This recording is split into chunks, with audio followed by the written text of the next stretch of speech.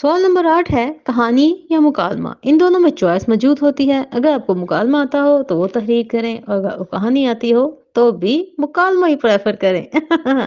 जी, आज हम इस सवाल में ये भी सीखेंगे कि कहानी या मुकालमा, अगर आपको दोनों ही आते हैं तो आप मुकालमे को प्रेफर करेंगे। इसके रीजन आगे जाके बताती हूँ। इस सवाल को करने के लिए आपके पास है सिर्फ 12 मिनट, और इसके टोटल होते हैं 5 नंबर।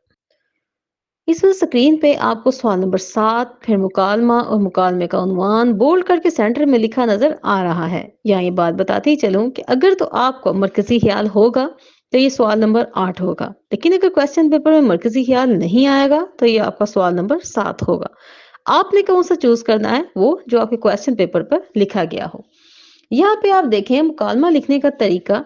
सबसे पहले जिसका मुकालमा होगा वो हम कट मार्कर से थोड़ा सा छोटा करके लिखेंगे, आगे राब्ते की लामत डालेंगे और आगे इंक पेन से हम इसे